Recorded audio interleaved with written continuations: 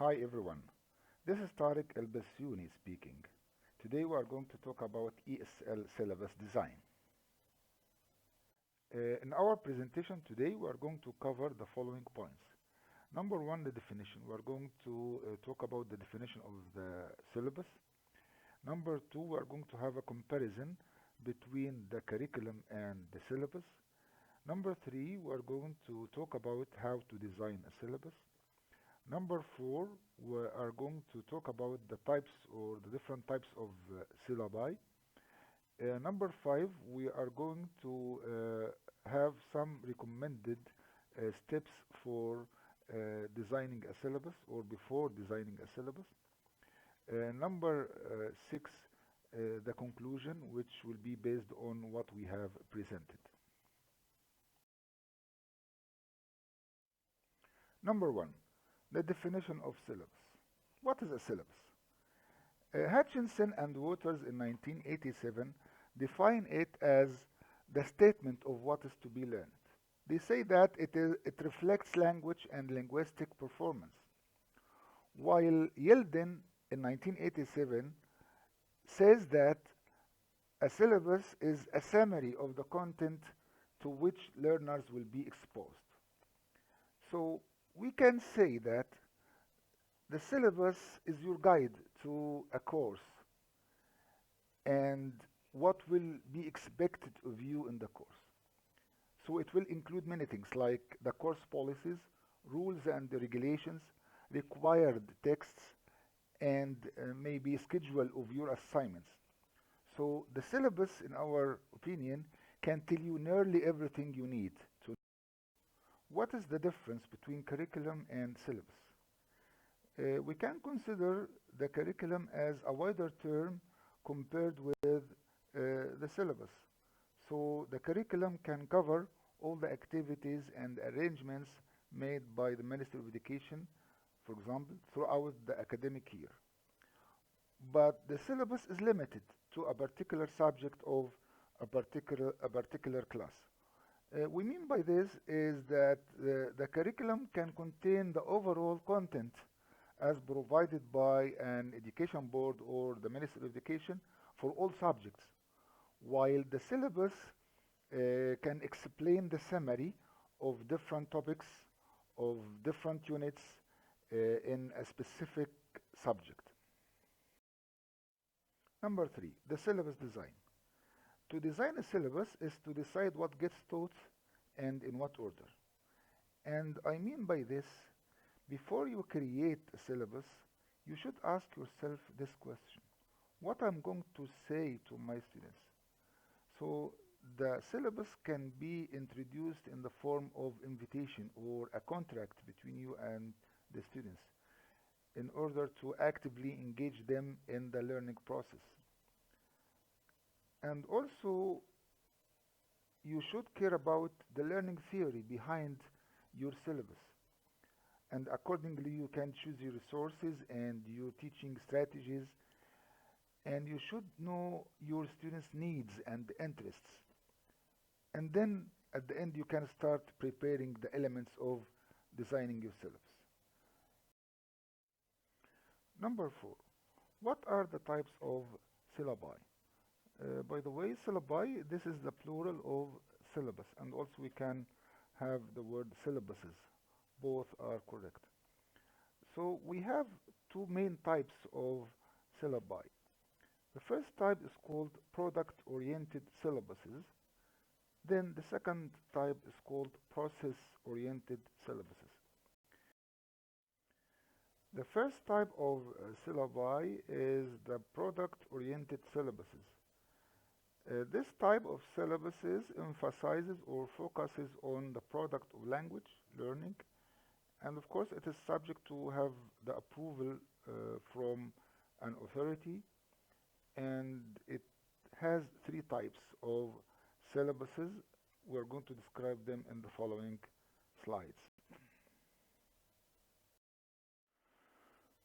The first type of the product-oriented syllabuses is the structural syllabus, or let's say the grammatical syllabus, in which the selection and the grading of the content is based mainly on the complexity or the simplicity of grammatical items. In this case, the learners are expected to master each grammatical step and add it to their grammar collection. The advantages of such syllabus are like number one, uh, because they depend mainly on structures, and of course, structures and vocabulary are the two most important pillars of the language. And without them, or without good command of these sectors, no one can conceive of performing in a language successfully. Number two, there is teaching facility because, of course, we have available materials, textbooks, and so on.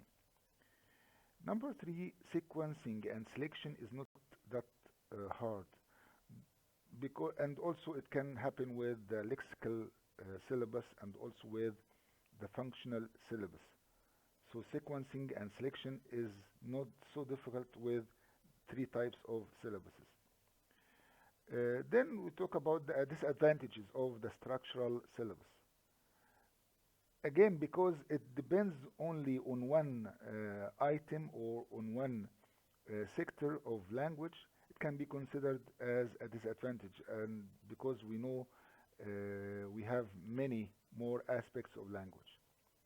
Number two, sometimes, as some researchers suggest or say, that there is a conflict between the grammar of the spoken language and the grammar of the written language.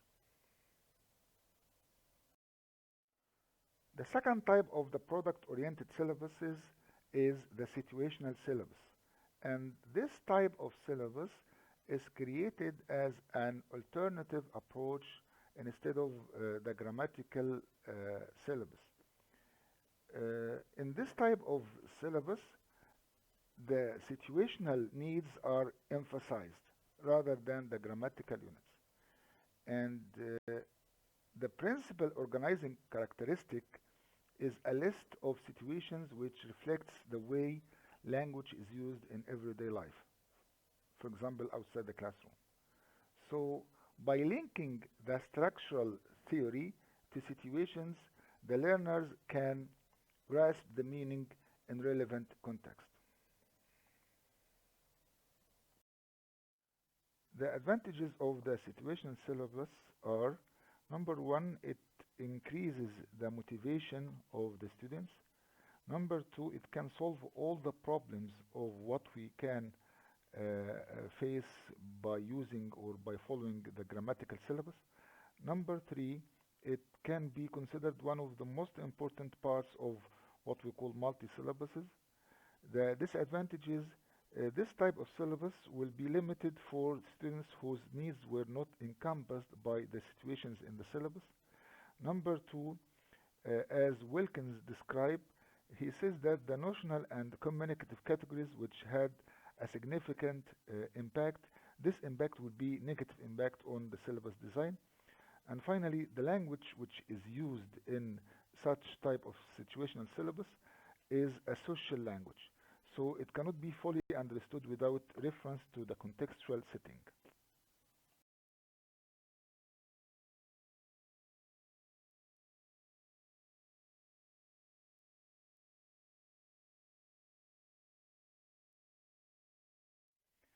Now let's talk about the second main type of syllabi, which is called the process-oriented syllabuses.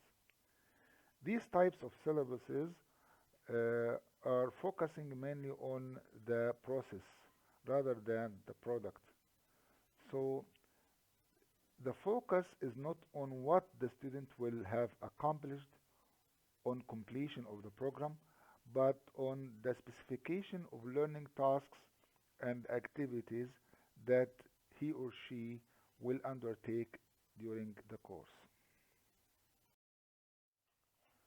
The first type of the process-oriented syllabuses is called the task-based syllabus. With this type of syllabus, the focus is mainly on the activities or the tasks that the students are going to do. So the language here is practiced subconsciously. So again, the focus shifts from the linguistic element to the educational one, with an emphasis on learning or learner. Within such a framework, the selection, ordering, and grading of content is no longer wholly significant for the syllabus designer. The advantages are uh, these tasks are closer to real life communicative situations.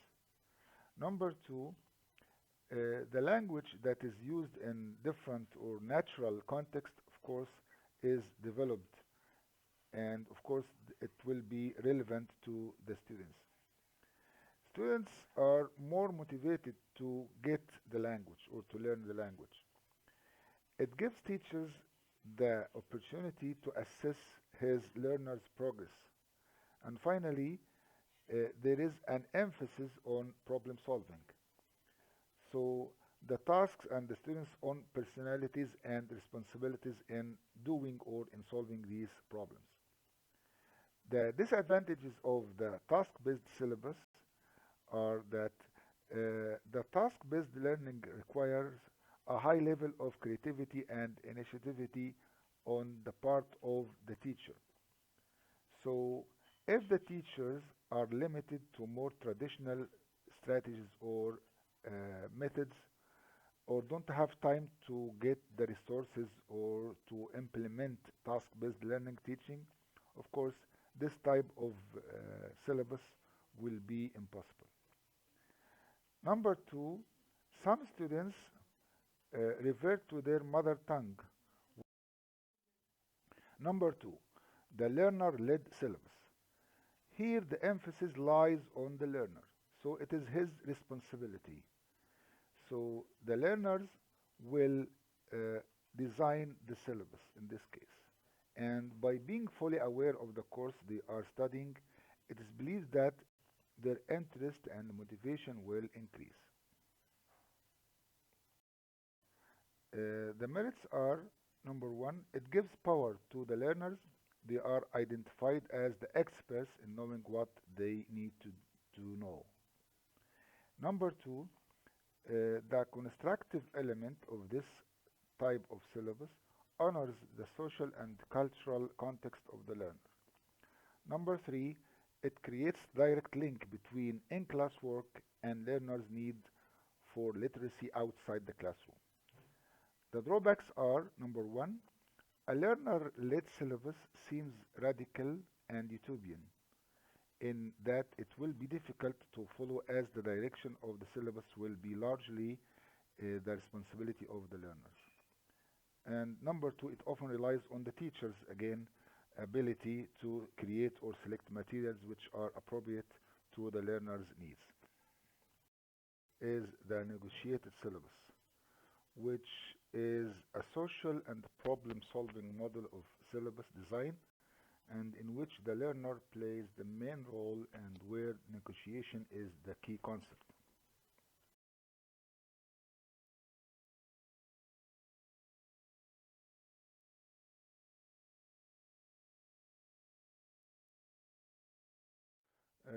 Conclusion. Finally, we can state the following points.